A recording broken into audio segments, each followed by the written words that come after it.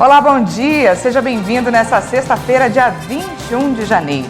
Nessa edição vamos falar sobre a vacinação infantil, que ganhou mais um reforço com a liberação da Coronavac para crianças e adolescentes. Imagens de satélite mostram tropas e equipamento da Rússia na fronteira com a Ucrânia. E vamos falar também sobre o velório da cantora Elza Soares, que será aberto para o público no Teatro Municipal do Rio. A Anvisa liberou a ampliação do uso da Coronavac para crianças e adolescentes de 6 a 17 anos. Enquanto isso, o STF e o governo federal aguardam a manifestação de governadores sobre o erro de vacinação em milhares de menores de idade. Caetano de Jesus Moreira, de 9 anos, é a primeira criança do país vacinada contra a Covid-19 com a Coronavac, produzida pelo Butantan. Outras crianças foram vacinadas em uma escola num evento organizado pelo governo de São Paulo. A ação começou instantes após a Anvisa anunciar a decisão de aprovar a ampliação do uso da Coronavac para crianças e adolescentes de 6 a 17 anos. O pedido do Butantan era que o imunizante fosse aplicado para crianças a partir dos 3 anos, mas a área técnica da Agência Nacional de Vigilância Sanitária recomendou a aplicação do imunizante para os pequenos a partir de 6 anos e sem doenças autoimunes. A decisão foi anunciada durante reunião colegiada da Anvisa nesta quinta-feira. Guiada pela ciência e pelos dados, concluo que os benefícios conhecidos e potenciais da vacina Coronavac superam seus riscos para ampliar a aplicação da vacina em crianças com 6 anos ou mais e em adolescentes de até 17 anos, desde que tais grupos não sejam imunossuprimidos. Não estamos falando de produto novo, mas de um recurso vacinal amplamente utilizado desde a data de 17 de janeiro de 2020, para citar exclusivamente o Brasil. Reforço que se trata da mesma vacina utilizada para adultos, mesma dosagem, mesmo esquema posológico, nos quais os estudos avaliados por nossa área técnica demonstram que é favorável a relação benefício-risco da vacina para a indicação que se pretende, ora seja, população pediátrica acima de 6 anos de idade. Destaco, adicionalmente, que a Sociedade Brasileira de Imunologia, as Sociedades Brasileiras de Pediatria, de Infectologia, de Imunizações, bem como a Associação Brasileira de Saúde Coletiva destacam a razoabilidade na vacinação da população de crianças de 6 e adolescentes até 17 anos com vacina Coronavac diante da pandemia. O imunizante da Coronavac aprovado para as crianças e adolescentes de 6 a 17 anos é o mesmo administrado em adultos, produzido a partir de um vírus inativado. O intervalo para a aplicação da segunda dose é de 28 dias. Tanto o Butantan quanto a Anvisa informaram que não há relatos de reações graves ou óbitos em decorrência do imunizante. Ainda assim, a aprovação foi condicionada ao monitoramento de possíveis reações e efeitos adversos. Segundo o Butantan, os ensaios clínicos das fases 1 e 2 da Coronavac foram realizados na China com crianças de 3 a 17 anos e provam que a vacina é segura e eficaz. As reações adversas foram dos tipos leve e moderadas, sendo dor no local da aplicação e febre as mais comuns, com desaparecimento dos sintomas em no máximo 2 dias. Pelas redes sociais, o ministro da Saúde, Marcelo Queiroga, disse que todas as vacinas autorizadas pela Anvisa são consideradas no Plano Nacional de Operacionalização da Vacinação contra a Covid-19 e que o Ministério aguarda o inteiro teor da decisão e a publicação no Diário Oficial da União. Em paralelo a esta decisão da Anvisa, o Supremo Tribunal Federal determinou que governadores prestem esclarecimentos em 48 horas sobre a aplicação incorreta de vacinas em menores de idade.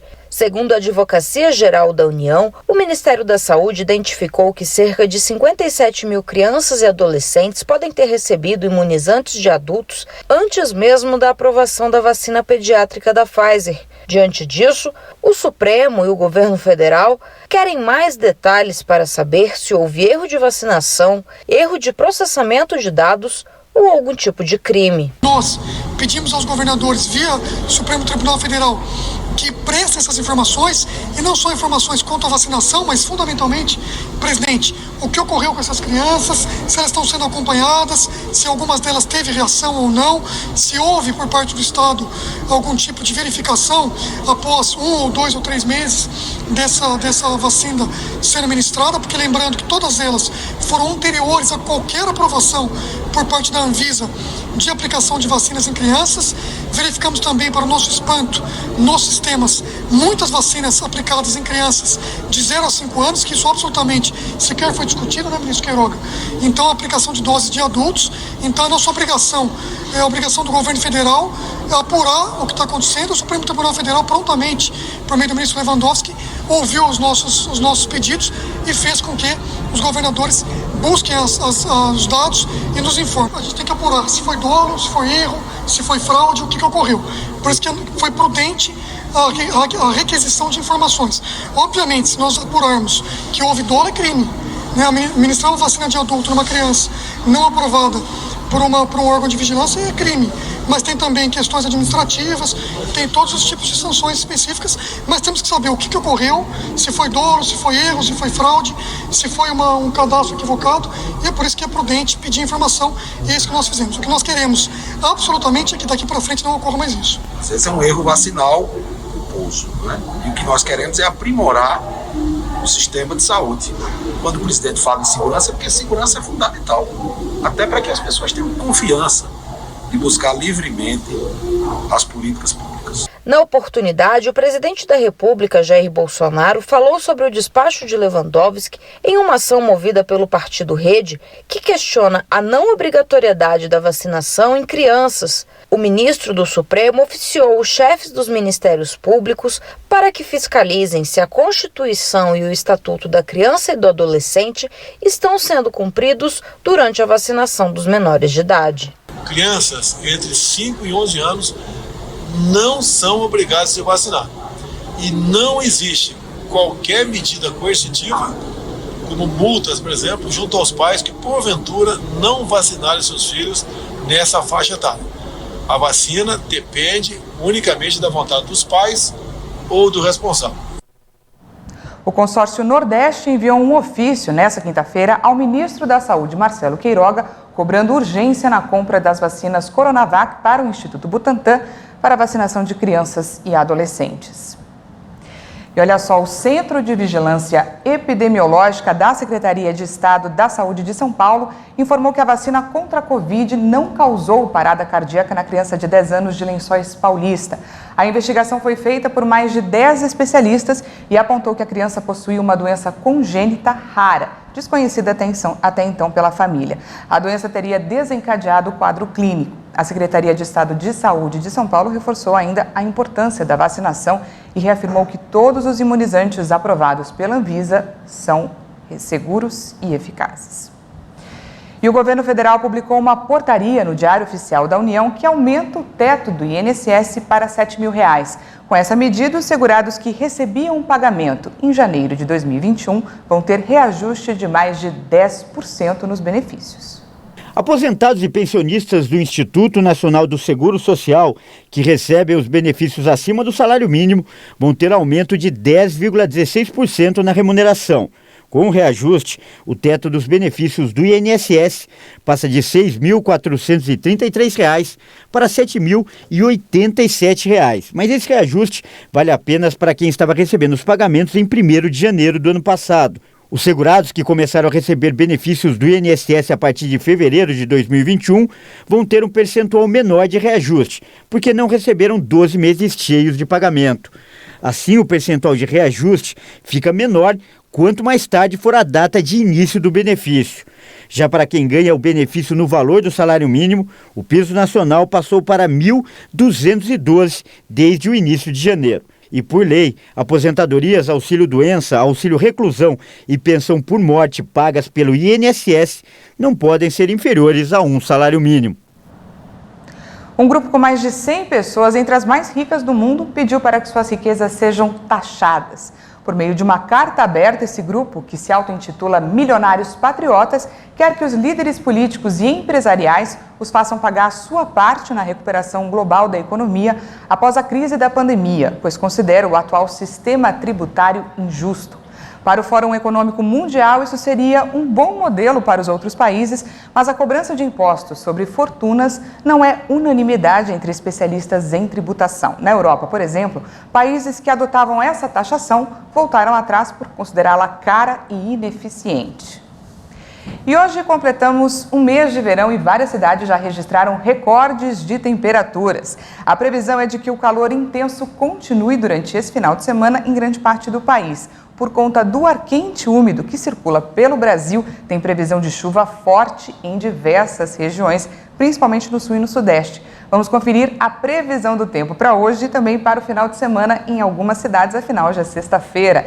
Em Porto Alegre, a temperatura poderá chegar hoje a 36 graus. No fim de semana, a temperatura deve aumentar um pouco mais e os termômetros poderão registrar um calorão de até 38 graus. Em Brasília, a máxima prevista para hoje é de 31 graus, com sol durante todo o dia e pancadas de chuvas no final da tarde. No final da semana, a temperatura se mantém, com máxima também de 31 graus. E em São Paulo, o calor também deve predominar. A máxima prevista para hoje na capital paulista é 31 graus. No final de semana, a temperatura vai aumentar com máxima de 32 no sábado e 33 no domingo. E falando um pouco sobre as fortes chuvas que atingiram o estado de São Paulo no fim da tarde de ontem, elas provocaram estragos em diversas regiões. A região de Osasco foi uma das mais atingidas de acordo com o Corpo de Bombeiros. Córregos transbordaram e diversos pontos da cidade ficaram completamente alagados. Só na área metropolitana no estado foram 291 chamados, cerca de 195 para quedas de árvores, 81 chamados para enchentes e cerca de 15 chamados para desabamentos e soterramentos. E veja a seguir, o corpo de Elza Soares está sendo velado no Teatro Municipal do Rio e ainda. Viagem diplomática de Bolsonaro é interrompida após a morte da mãe. Nós voltamos já.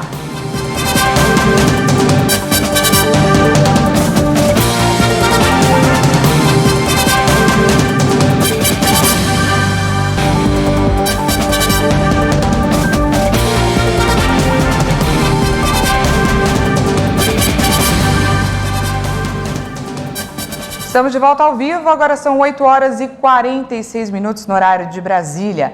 Imagens de satélite mostram o aumento das tropas russas perto da fronteira com a Ucrânia. Os Estados Unidos alertaram ontem que a Rússia está retomando as perigosas tensões da Guerra Fria. Essas imagens de satélite mostram vários locais no oeste da Rússia, perto da Ucrânia, onde tropas e equipamentos foram implantados. As imagens foram registradas em dezembro de 2021 e janeiro deste ano.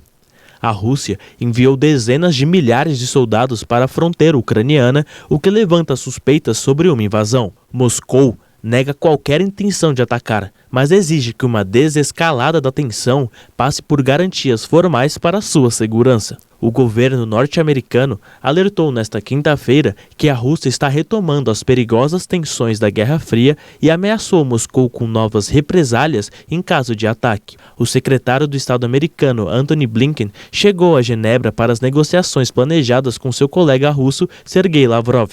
A intenção do encontro é de fato discutir a crise na Ucrânia.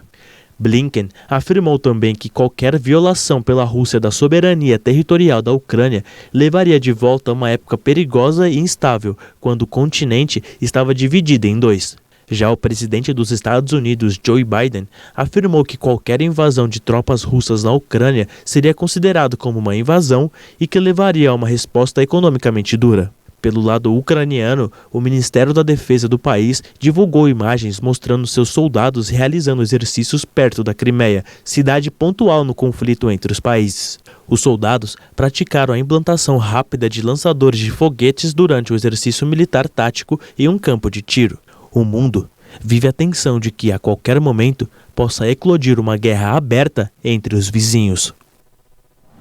Ontem à noite, o governo dos Estados Unidos deu sinal verde para que 3 aliados, a Letônia, Estônia e Lituânia, enviem mísseis antitanque e outras armas americanas para a Ucrânia. A exportação do equipamento é restrita e precisava de aprovação prévia do Departamento de Estado. O aval é uma indicação da urgência em tentar conter uma invasão da Rússia, que tem cerca de 100 mil homens mobilizados na fronteira.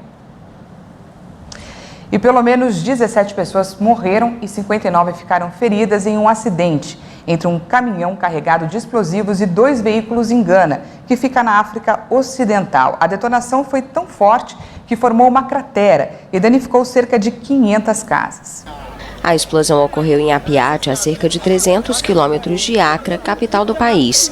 Uma cratera se formou, escombros foram espalhados por centenas de metros e cerca de 500 casas foram afetadas.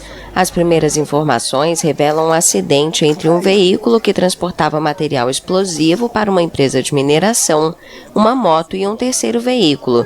O choque aconteceu perto de um transformador elétrico e originou a explosão.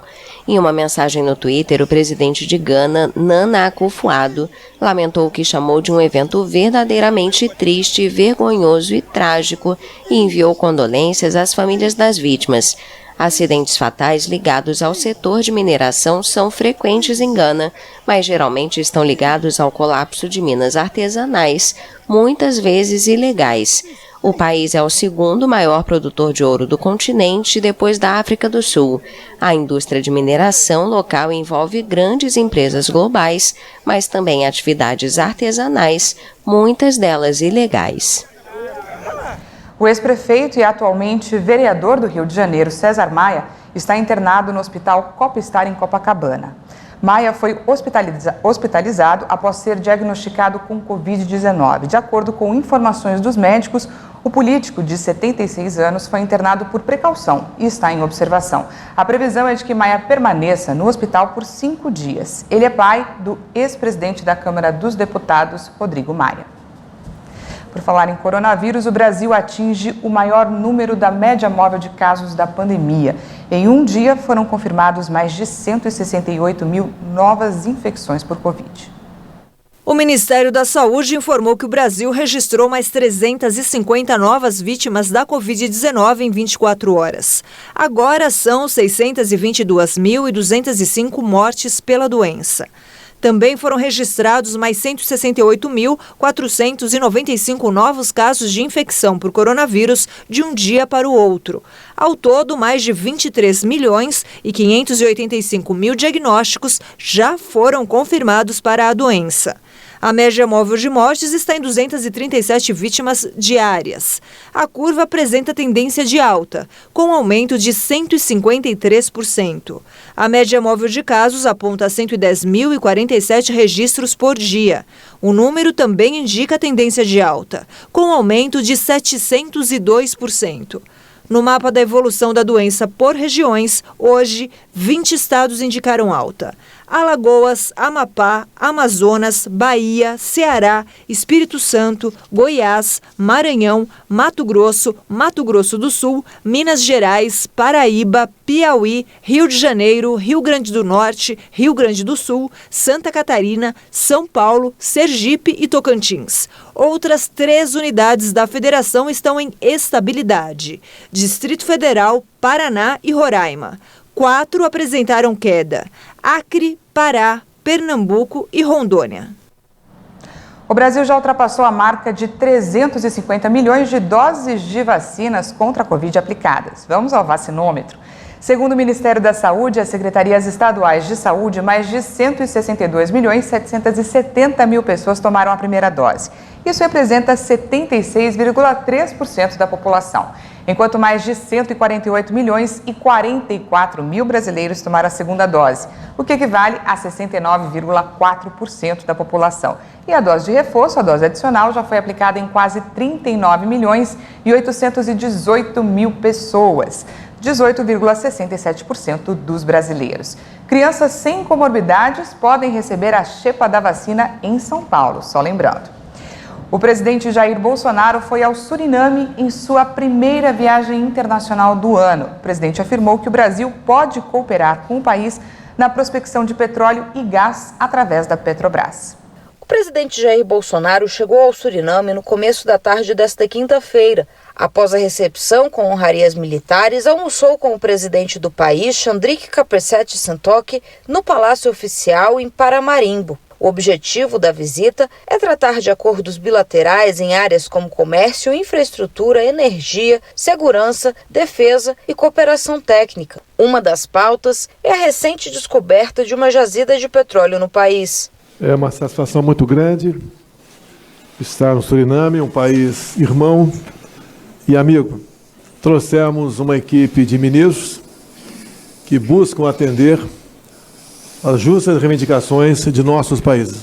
Temos a oferecer ao país a nossa expertise na prospecção de petróleo e para isso trouxemos o nosso ministro das Minas e Energia. Eu cumprimento e agradeço o que conversamos há pouco na possível prioridade para que o país, através da Petrobras, venha aqui colaborar na prospecção de petróleo e gás. Tarcísio, da infraestrutura, para tratarmos de assuntos referentes às ligações físicas do nosso país. O nosso almirante Rocha, falando pela defesa, em especial pelas questões da segurança no mar. O nosso ministro Anderson, da Justiça, para tratar das questões de crimes transnacionais. E também o nosso chanceler, Carlos França, que coordena esse nosso trabalho. Temos muito que oferecer um ao outro, bem como cooperar. Esse é o nosso sentimento, esse é o motivo da minha vinda aqui, na qual, inclusive, agradeço o honroso convite por parte do nosso presidente do Suriname. Muito obrigado pela oportunidade. Os nossos povos, os nossos países têm muito a ganhar. A viagem diplomática do presidente foi interrompida pela morte de sua mãe de 94 anos, Olinda Benturi Bolsonaro. Ela morava em Eldorado, no interior de São Paulo, na cidade onde Bolsonaro foi criado. A informação foi compartilhada pelo próprio presidente em suas redes sociais. Bolsonaro viajaria nesta sexta-feira para a Guiana, mas anunciou seu retorno para o Brasil. E o corpo de Elza Soares, que faleceu na tarde de ontem no Rio de Janeiro aos 91 anos de causas naturais, está sendo velado no Teatro Municipal do Rio. Das 8 às 10 da manhã, a cerimônia é fechada para familiares e amigos. Depois, o local será aberto ao público até às 2 horas da tarde.